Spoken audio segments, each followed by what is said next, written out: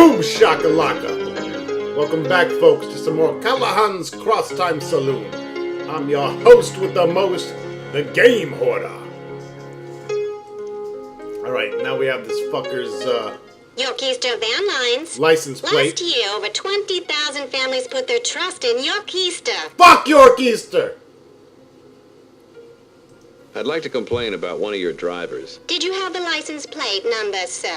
Yes, that was YEVL 117. Just a moment, please. She puts you on hold for a moment, then clicks back on the line. Okay, we have that driver, sir. And what was the problem with his driving? He was weaving all over the road. Oh, dear. Did he appear drunk? No, he was eating. Tush, tush. We'll contact him immediately. Thank you. Yeah, he's a shitty driver. Lucky I don't kick his ass.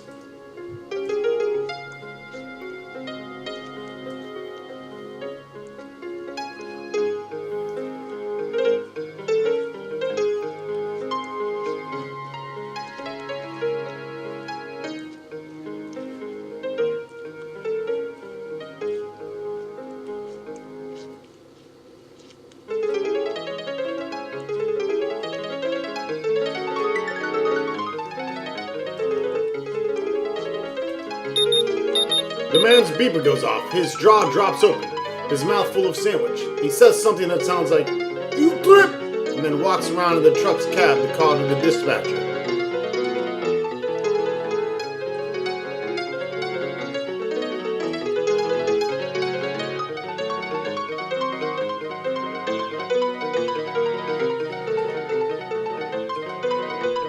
All these crates, or at least the ones you can get to, are addressed to Castle Florence School in Transylvania, Alps, and Romania. What's more, they're all going overnight.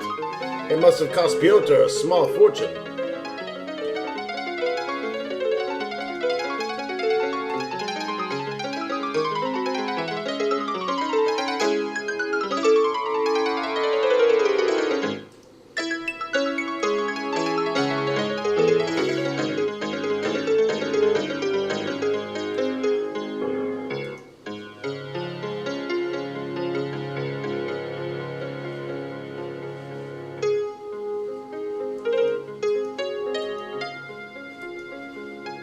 Try to open the crate with your fingers and are rewarded with nothing but gigantic splinters which irritate you for the entire rest of the game.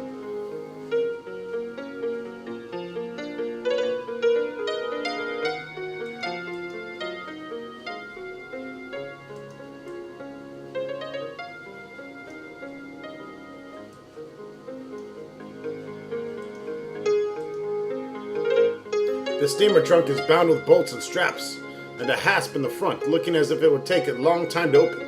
One wonders why the lock in front wasn't enough. If it contains something of great value, why leave it in the tender mercies of the shipping company?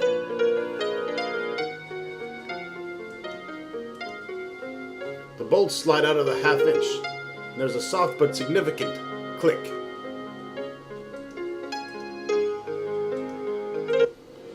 With the driver out of the way, you're able to step into the trunk and pull the front close, and it clicks shut. You spend about a minute trying to figure out how to get out again when you hear the moving man return and angrily finish loading up the truck. That includes the trunk you're in. You spend the next 24 hours or so being buffeted about, subjected to freezing temperatures, dropped, and generally treated like a piece of shit. As you do, you constantly say to yourself, "Jake Stonebender, to the Florescure!"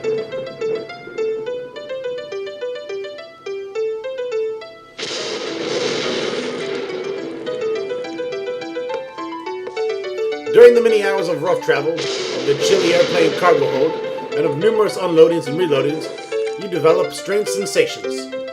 Confidence and power, as if you could easily stow away on any old tramp steamer or freight train. Excitement as you realize that you have discovered a new, very inexpensive way to travel anywhere. Panic and nausea as you realize that you're halfway around the world with no money at all, not even the number of a nice credit card lady who can make travel reservations, get your replacement credit cards, or send you prescription refills. But mostly you feel a surge of anticipation as the truck you're in slows down, the tires crunching and popping on gravel, the possible sign of a driveway rather than another loading dock. You duck back into the truck as the driver sets his brake and turns off the engine. Sure enough, although you can't make out the words, the voices outside the truck have familiar inflections on finality and relief. None of the voices sound like that of your friend, Pyotr. The truck you're in is unloaded. A while later, when you stop hearing the sounds of people in the immediate vicinity, you cautiously emerge from the trunk. I was going to knock and inform you that you could come out, Master Stonebender, but I was afraid I might give you heart failure.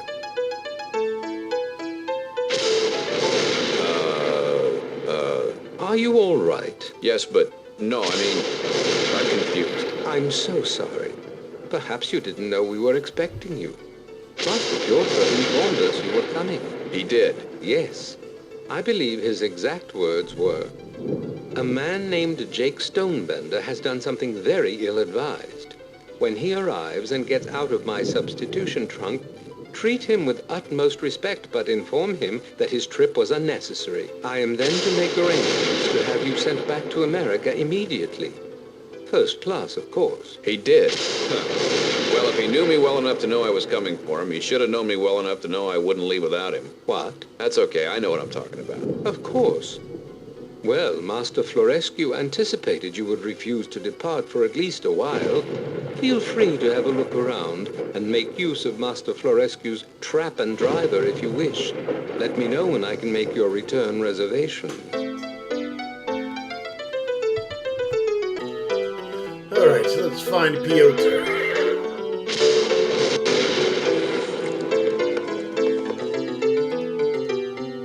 Assorted cotton, boxes, and parcels are strewn about the higgledy-piggledy Book of Magic. Large book sitting open among the effluvium of Pyotr's life. You close the old book and take it. Chives watches you out of the corner of his eyes, but says nothing.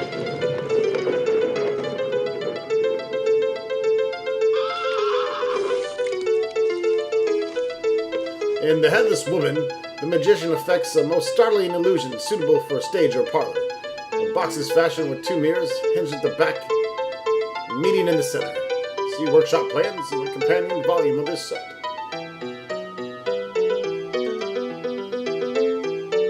In performance, the assistant's head is clearly seen through the front of the box. Her hands support the box where it rests upon his shoulders. Maggie closes the box. The moment this is done, the assistant draws the mirrors closed about her face. Small movement easily covered. If desired, daggers may be thrust through the holes in the box, thus further disguising the seam that runs vertically where the mirrors meet. Maggie then opens the cabinet, revealing the vanished head. The process is reversed. The Maggie wishes to reconjure the missing head. Magi? Am I just calling Maggie Magi? Oh, Jesus. If the Magi, that's short for magician. Sorry. Who cares? Maggie, Magi, same bitch.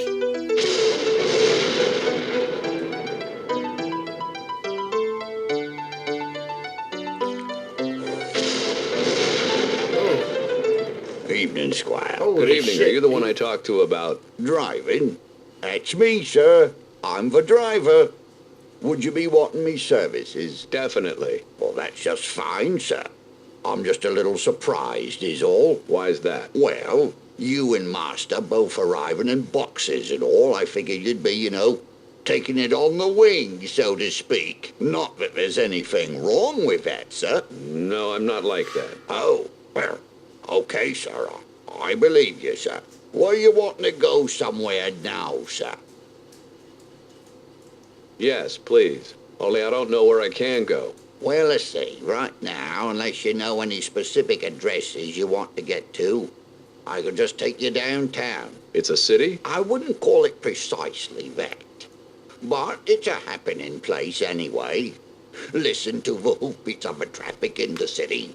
Linger on the sidewalk so the lepers aren't pretty. How can you lose? So maybe it's squalid there, but maybe I'll find Pyotr, although I don't know where. Let's go downtown. Humming the theme song to some old 60s hit, you climb into the trap, somehow feeling that things would be great, for sure. The trap rattles along on mostly dry dirt roads. The rough dirt road gives way to cobblestones, and presently the driver reins the horse to a stop. Here we go, sir. But Lord, how everybody's looks and discourse in the street is of death and nothing else. And few people going up and down, but the town is like a place distressed and forsaken. That's Peep, sir.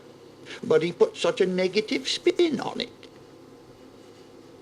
My God, what happened to this place? What happened to these people? Nothing, sir. That's snafu, sir. Situation normal. All fouled up. I know, but this is normal? Well, not entirely, sir. Everybody's a bit spiffed up for the weekend, you know. Got my best bib and tuckers on. Anyway, I'll be waiting right here, sir, when you're ready to push on. You're just going to sit here? Oh, got me magazine and me corn nuts. I'm good. Have fun, sir. Hey. Okay. Fucked up vampire that eats corn nuts. Alright, here we are. Trying to have some audio difficulties there. Seemed like the sound was a bit lower than normal. It might be too goddamn loud now, I don't know.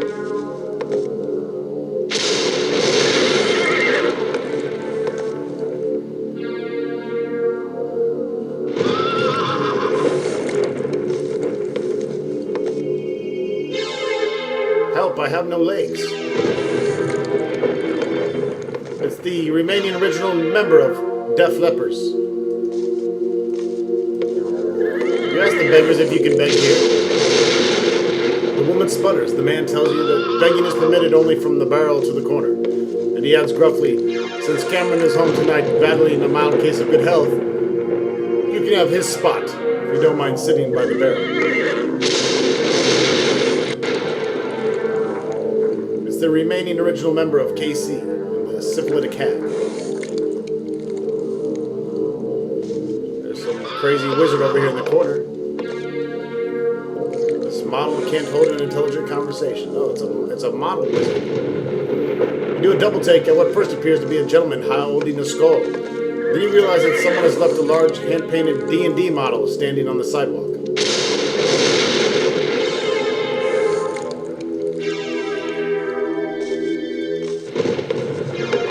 You begin to speak to Dandy when you realize he's talking to himself in a voice like chalk on fingernails. Rather than submit yourself to that sort of oral tactile punishment, you quickly reverse gear.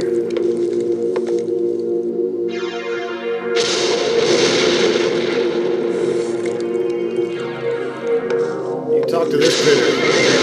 He introduces himself as Salamander, Anaconda, strange creature he is. A one-time member of Reptile and the Mamba Kings. He Axotillo questions. This is where you came in. Ha ha ha. We call the lizard puns. It's Starbarets and werewolves. Werewolves.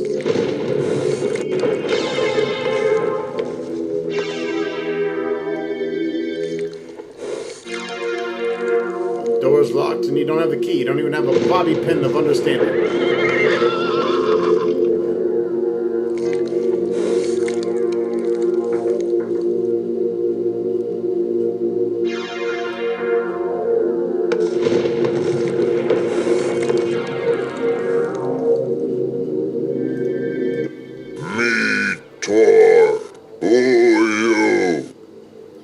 Holy shit. Stonebender. Jake Stonebender. You bend stone, me break stone. Yes, the similarities between your mind and cottage cheese are obvious.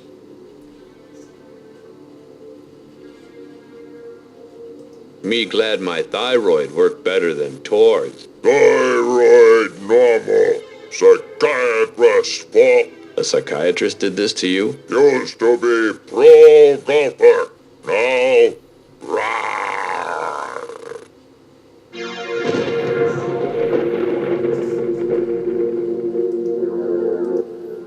You walk up to the entrance, but the bouncer puts a hand out to stop you. Me not know you. Show curse mark. Pardon me? Tonight, curse night. Must have curse mark. Otherwise, no admittance. Cursed. Me talk. Bitch, you look cursed, not me. What's the cover charge? Tonight, curse night. Must have curse. Get in free. So it's like ladies' night. Rawr.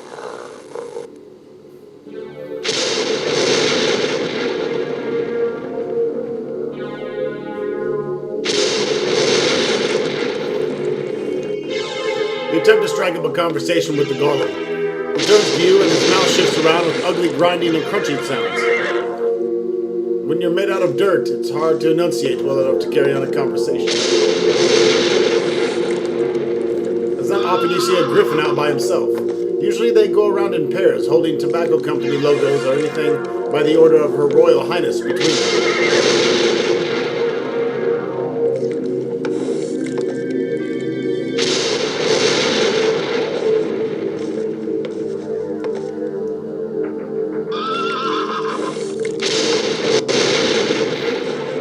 Proudly announces that she recently won a Granny Award for Best New Arthritic. This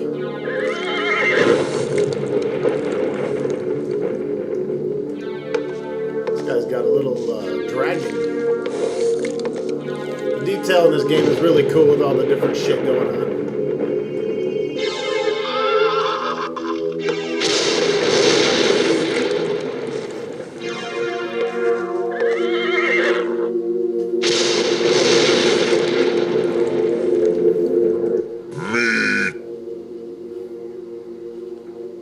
What's this about needing a curse to get in? Must have mark of curse. Where do I get a curse mark? Old gypsy. Woman. Old woman gypsy.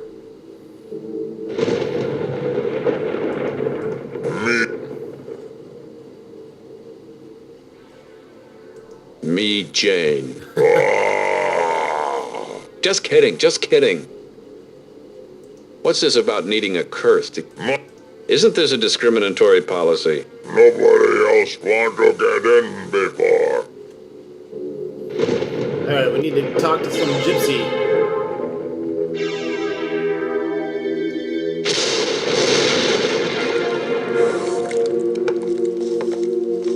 Maybe our driver can take us there. Where are we off to, sir? If you say so, sir. She's a bit of a skank, sir, but I wouldn't kick her out of bed for eating maggots, if you know what I mean. Right, off with us then. The driver heads to the outskirts of town. The further you ride, the less frequent the buildings become, giving way to untended farms and ramshackled farmhouses, and bonds that lead impossibly one way or the other. Soon the farms themselves become more sparse, then vanish altogether. The ground is covered by a low-lying fog, but there's sounds and smell emanating from the mist paint a picture you're just as happy not to see.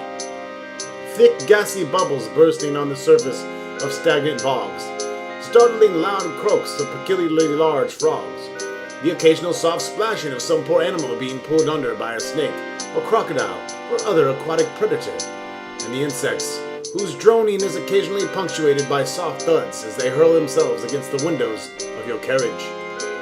Barely visible amidst the midst of the trees and twisted and agonized shapes and patches of cattails that suddenly rustle as if something is moving through them. Once in a while you catch a glimpse of two red eyes staring at you, low to the ground. You pass a sign that says, "Next swamp guys 2 miles," and a few minutes later, "Gypsy services, next right." None too soon for your taste. The driver takes a gentle right turn, shuts off the horses, and is silent. Deciding that this is your cue, you uncertainly emerge from the trap, trying to peer through the swirling tendrils of vapor on the ground to make sure it's solid. You test it with your foot. It's hard-packed dirt. You stand up and immediately see the old gypsy woman silhouetted in the window of her brightly lit wagon. Slowly, you walk over until you're standing directly in front of her. So, when was the last time you had a haircut? You look like a girl. No wonder you're not married again already. What kind of woman wants a guy with longer hair than hers? Ugh, don't even get me started. Alrighty then, bitch. Wait, don't tell me I know it already. Your name is Jay. Jake. Jake's Smoke Enders. Jake Smoke Enders. Am I right or what? Very close. It's Jake Stonebender. Oh, please, it's the same thing. So, who sent you? Tor sent me. Oh, Tor, so sad about him. He was such a nice boy. But now, ugh. I know. I'd like to get into Casimir's, but they want me to have a curse mark. And? So, show him your curse mark. I don't have a curse mark, I don't think. Why not? My dog ate it. See, that's why I tell people to rub bitter apple on them. The dogs won't lick them then. Well, my supermarket doesn't carry bitter apples. Well, I don't know what kind of supermarket that is. What's your case? I'll get you a new one. I'm a werewolf. The gypsy woman holds out her hand. You lay your palm in hers. What are you looking for? If you were a werewolf, you would have the pentagram, the five-pointed star upon your palm. Which needs washing, by the way. She drops your hand. Besides, have you seen any wolfbane in bloom? Maybe. Well, if you see the mark of the pentium on your hand, and you've got some wolfbane and maybe a little silver to cross my palm with, I'll see what I can do about a curse mark, okay? You mean pentagram, not pentium, right? Yeah, shalom. I mean salam.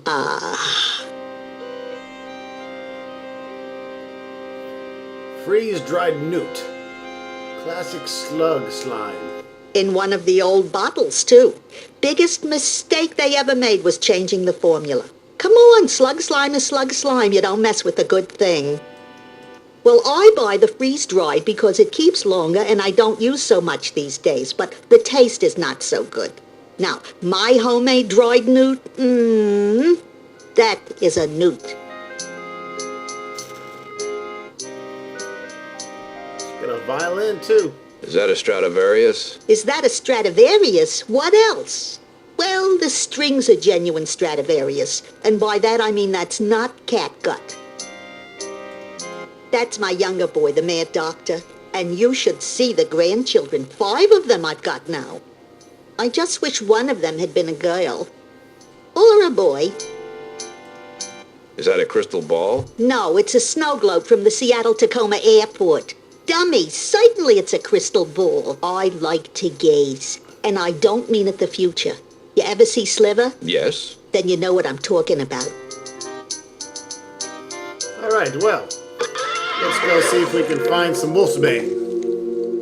When you reach the town square, the driver slows the horses.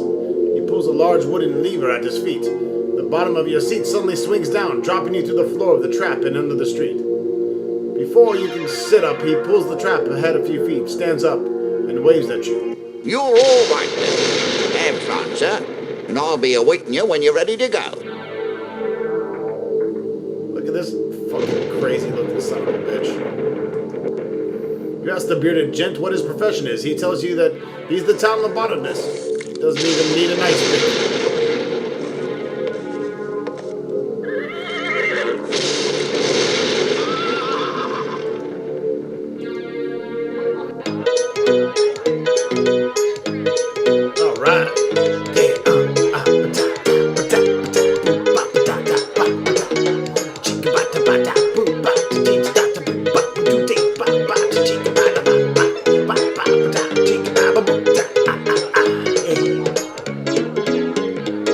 There's a wolfbane plant right there.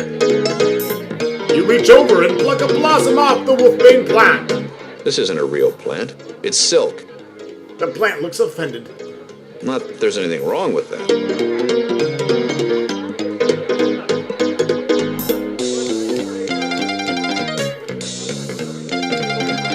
You begin to start a conversation with the man. He looks at you and starts to speak in a friendly and conversational tone about the lights he saw in the sky last night. Suddenly his neck begins to bulge and a purplish green tentacle snakes out of his mouth and slaps him across the face a few times. Then it slips back into his mouth and down his throat. Cheston, he immediately grows sullen and turns away from you. There appears to be a large glass jar filled with penny candy. Would you like some penny candy? What kind is it? Mostly penny. She was such a sweet little girl. Too bad about her. Okay.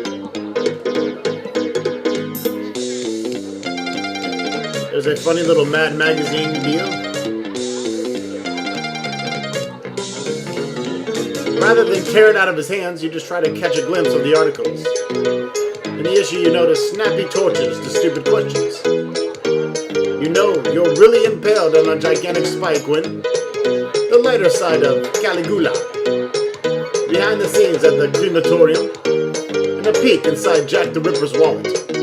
Spine versus spine, and a parody of Faces of Death Part 6. Yes, Excuse me for interrupting. My name is Jake. it's nice to meet you, Jake. She offers her hand and you shake it gently. Her skin is cool and dry. I'm looking for a gentleman named Pyotr. She hesitates and shakes her head. I'm sorry, I don't know anybody named Pyotr. I'm given to understand it's a common name here. It is a common name. I know several Pyotrs in Brazov. I just don't happen to know of any in town.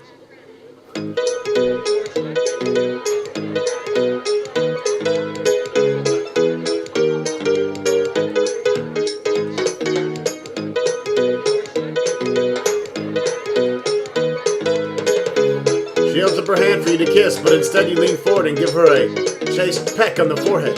She pulls back and nods expressionlessly.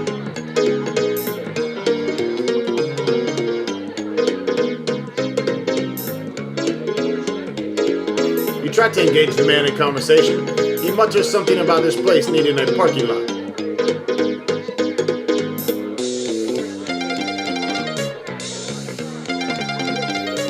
Winding up, you spin on the stool as hard as you can. The stool's unfortunate occupant slides off and lands several feet away. He stands up, brushes himself off, walks over to you, pushes you off the chair, and sits back down, as if this sort of exchange happens constantly.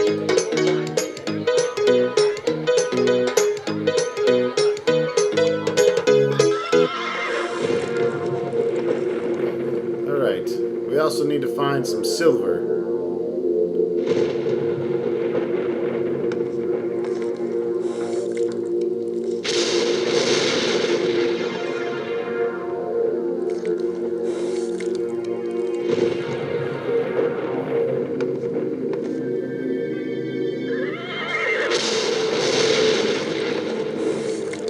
Where are we off to, sir? Let's go to the castle. That'll be nice, sir. Haven't been there in ages. Humming something in a minor key, the driver returns you to the castle.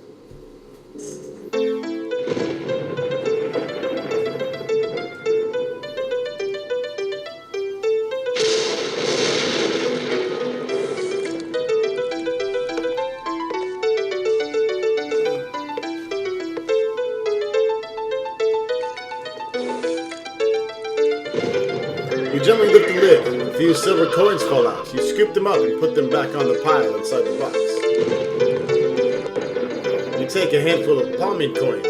Are you a magician, sir? No. Oh, I couldn't help but admire the way you make things disappear. Thank you, thank you. I was a rogue in a past life.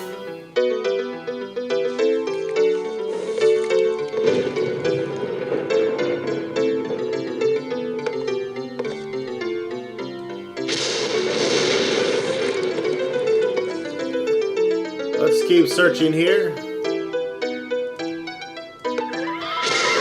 You open several of the boxes and find they contain items of Pyotr's. The master has requested that his worldly possessions be distributed upon his demise. Therefore, we will not be unpacking just now, Master Stonebender. There's a large latch on the side, but it's been heavily taped with fiber tape. Shouldn't you keep this open so it doesn't develop a smell? Well, we keep it shut, sir, so the rest of the castle doesn't develop a smell. Smart ass.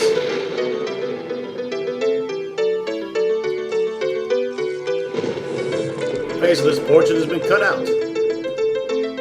You walk around behind the painting and stick your face through it. Ooh, I'm deaf. I'm deaf. Yes, Master Pyotr told me about your joke-telling abilities. I'm so sorry. You take the box. I suppose it's natural for people who travel in boxes to be a little grabby of other people's possessions. possessions, I'll return it. What is it? One of the master's magic tricks, I believe.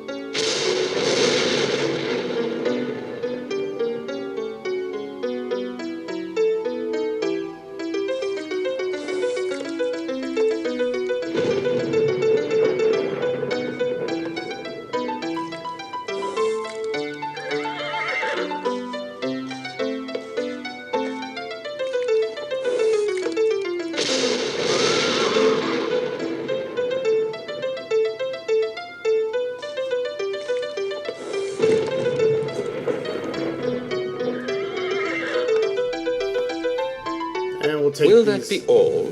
Or are you still browsing? I'm still browsing. Alright, so we have Spirit Slates, a Headless Box, Palmy Coins, Wolfbane, Book of Magic, and still have our antenna, money, and wallet. Pretty sure that's all you can grab from here for now. And for now, we are done. So I'll see you next video. Thank you so much for watching. Have a good day.